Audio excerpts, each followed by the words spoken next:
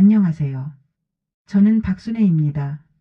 제 자랑 같지만 우리 딸은 명문대에 나와서 대기업에 다녔어요. 그런데 딱 하나 제 속을 썩인 게 있다면 결혼이었죠. 사위가 IT 사업가라는데 영 눈빛이 믿음직스럽지 못했어요. 겉으로는 번듯했지만 그 눈빛 뒤에 숨겨진 뭔가를 본능적으로 느꼈던 것 같습니다. 하지만 딸이 좋다는데 부모가 어쩌겠어요. 어쩔 수 없이 결혼을 허락했습니다. 하지만 결혼 후 5년 동안 제 사위는 늘 바빴습니다.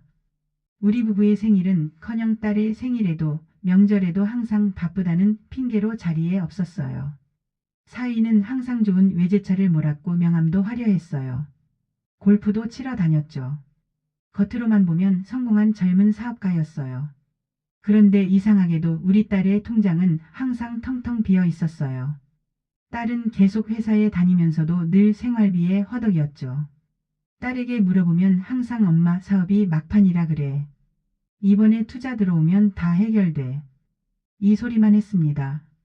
5년째 막판이라는 말이 반복되니 제 속은 새카맣게 타들어갔습니다. 딸은 친정엄마 걱정할까 봐 힘들다는 소리도 못하고 그저 시들시들해져 가는 게 눈에 보였어요. 저와 남편이 주는 용돈도 생활비로 다 들어가기 바빴죠. 저희가 은퇴 후 노후 자금으로 쓰려고 모아둔 돈이었지만 하나뿐인 딸이 안쓰러우니 어쩝니까? 조금씩 자꾸 주게 되더라고요. 몇 번이고 딸에게 정말 사업하는 거 맞냐고 물었지만 딸은 엄마가 우리 남편을 못 믿는다며 오히려 저를 원망했어요.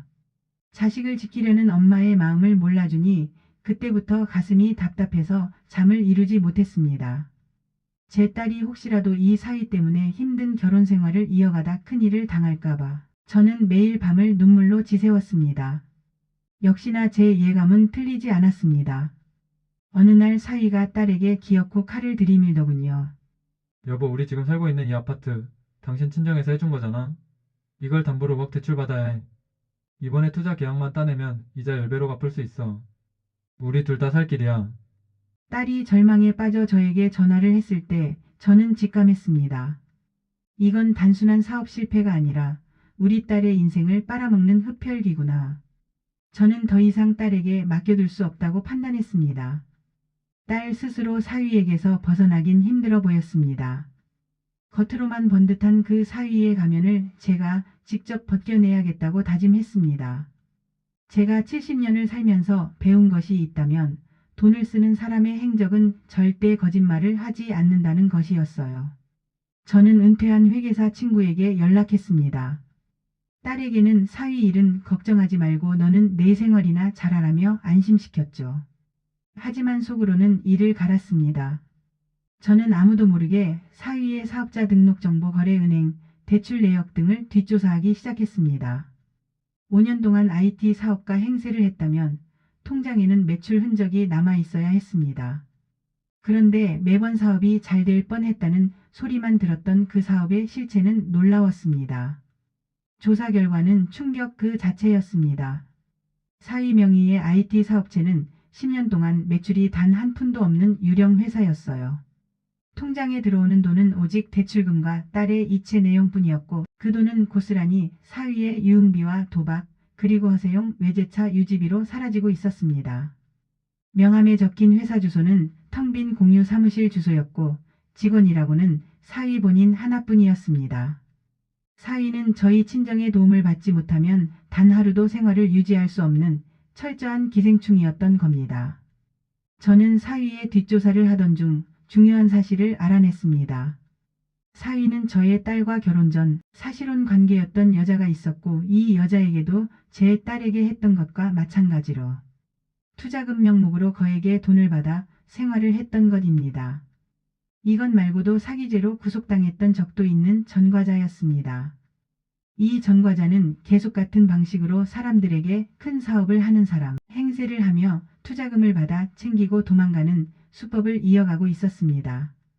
그리고 지금도 계속해서 투자자들을 모으고 있는 사실도 알아냈습니다. 그런데 이번에는 전과 다르게 아주 큰 판을 짜는 듯 했습니다. 아무래도 투자자들을 속여 챙긴 거액의 돈을 가지고 해외로 도망가려는 것 같았습니다. 이런 파렴치한에게 제 딸의 남은 인생을 맡길 수는 없었습니다. 저는 증거자료를 확보하고도 바로 딸에게 보여주지 않았습니다. 딸은 이미 남편의 거짓말에 너무 깊이 빠져 있었고 진실을 인정하지 않을 게 뻔했습니다. 게다가 사위는 언제나 말재주가 좋아서 증거를 들이밀어도 오해라며 빠져나갈 구멍을 만들 사람이었어요. 사위의 허세 디테일은 정말 기가 막혔습니다. 그는 명품 시계와 외제차 리스를 유지하며 자신을 기업 CEO로 포장했습니다. 특히 그는 세미나 참석을 빌미로 전국의 고급 리조트를 전전했습니다. 나중에 알고 보니 그 세미나란 것은 모두 사위가 돈을 주고 참가 명단을 산 허위 명단이었고 그는 그곳에서 만난 사람들에게 자신의 가짜 사업체를 홍보하며 투자를 유도했던 겁니다. 딸에게는 늘 해외 투자자와의 미팅이라고 속였습니다.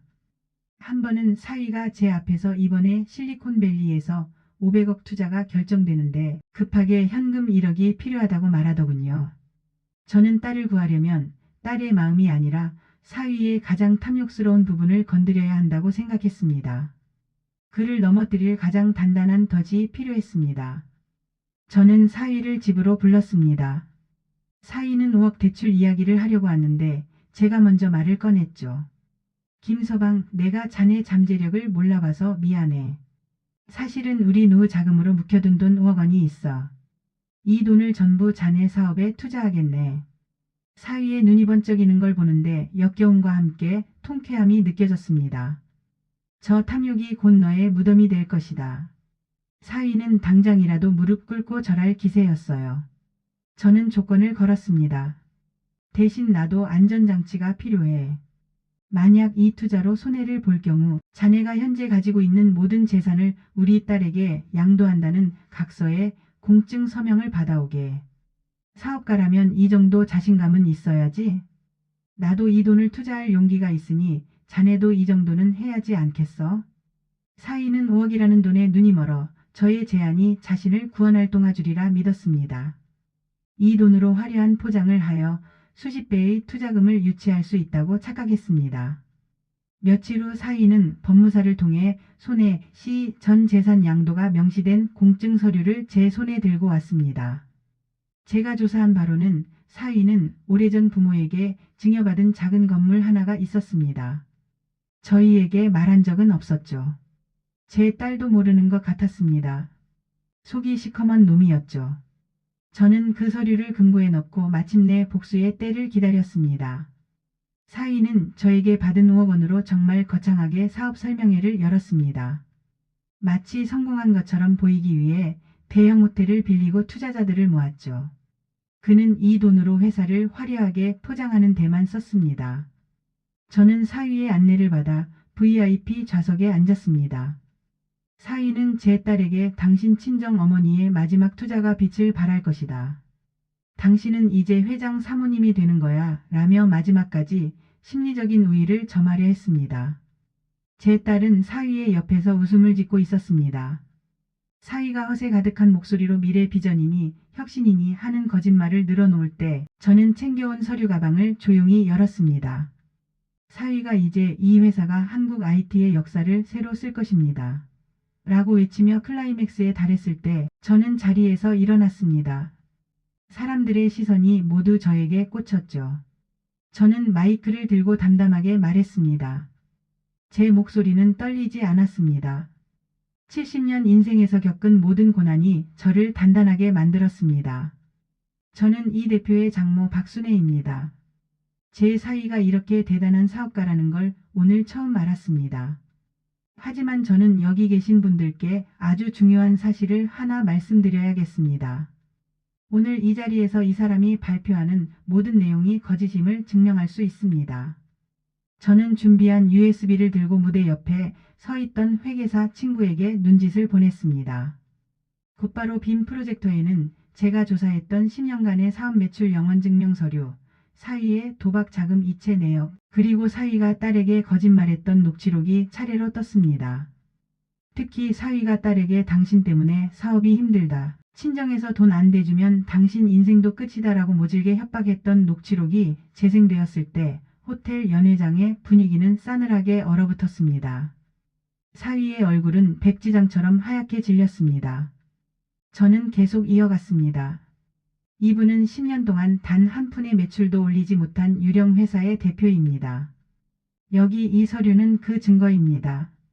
오늘 이 자리도 제 노후 자금 5억으로 꾸민 가짜 무대이며 이 돈은 저에게 돌려주기로 공증까지 마쳤습니다. 여기 계신 투자자 여러분, 이 사기꾼에게 속지 마십시오. 저는 제 딸을 구하기 위해 이 자리에 왔습니다.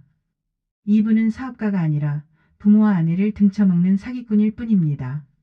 사위는 저에게 달려와 마이크를 빼앗으려 했지만 제가 고용한 경호원들이 막았습니다. 딸은 믿을 수 없다는 듯 사위와 저를 번갈아 보며 쳐다보았습니다. 하지만 모든 진실을 깨닫고 자리에서 주저앉아 오열했습니다.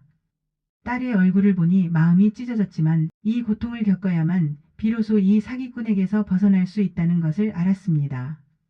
사업 설명회는 아수라장이 되었고 사위는 수많은 사람 앞에서 망신을 당하고 모든 것을 잃었습니다. 사위는 이 사건 이후 저에게 무릎 꿇고 빌기는커녕 제 딸에게 당신 엄마 때문에 내 인생이 망가졌다며 이혼을 요구했습니다. 적반하장도 유분수였죠. 하지만 딸은 이미 모든 것을 보았기에 더 이상 망설이지 않았습니다. 딸은 저에게 와서 펑펑 울며 말했어요. 엄마, 미안해. 내가 바보였어. 엄마가 아니었으면 평생 속고 살았을 거야. 딸의 진심 어린 사과에 저는 비로소 딸을 용서할 수 있었습니다. 저는 딸에게 단호하게 말했습니다. 울지 마라.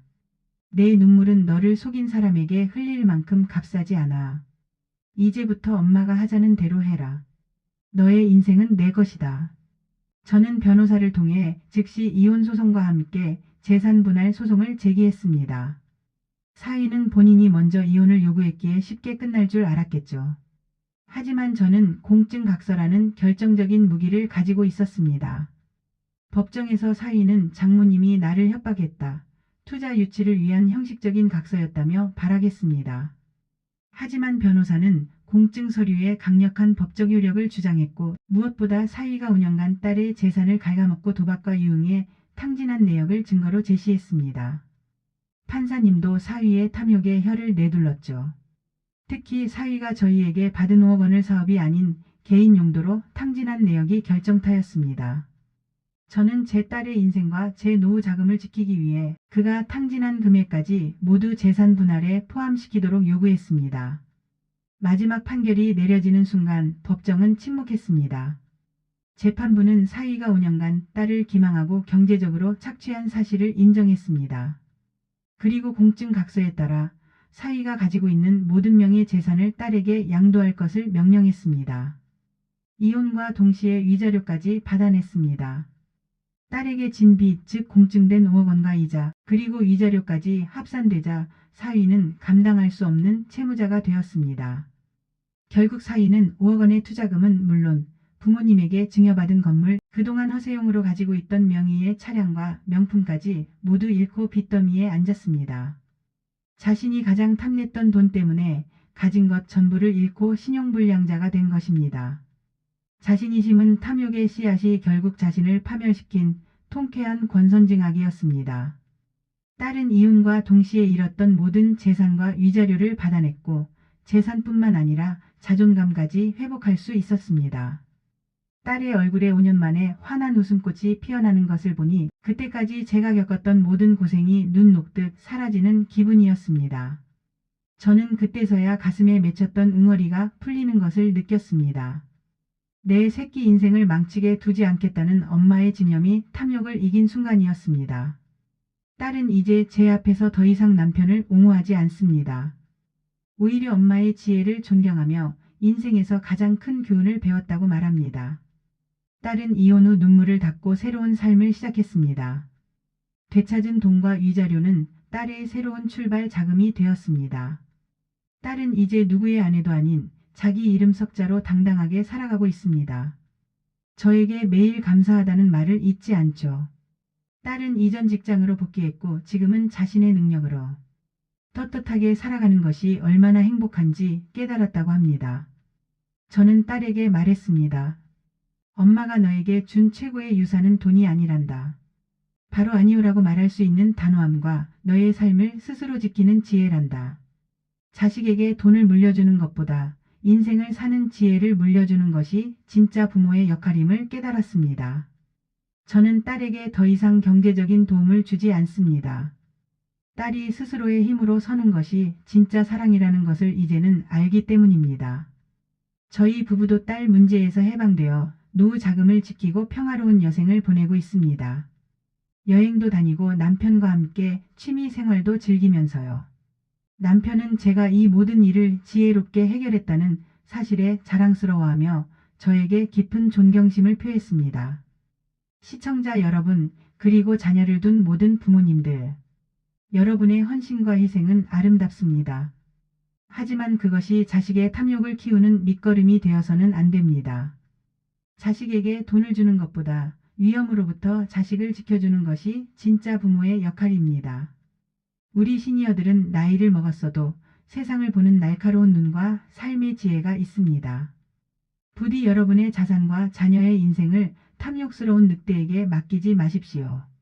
자녀의 배우자가 너무 화려하거나 끊임없이 돈을 요구한다면 저처럼 냉철하게 관찰하고 조치해야 합니다. 돈을 주지 않는 것이 때로는 가장 큰 사랑입니다. 그리고 만약 부당한 일을 당하셨다면 저처럼 눈물 대신 법과 지혜로 맞서 싸우십시오. 늙은 부모의 지혜가 자녀의 인생을 구원할 수 있다는 것을 잊지 마십시오. 우리의 노후를 지키는 것이 자녀에게도 짐이 되지 않는 가장 큰 효도입니다. 여러분의 노후가 평화롭고 자녀들이 스스로의 힘으로 행복하기를 진심으로 응원합니다. 감사합니다.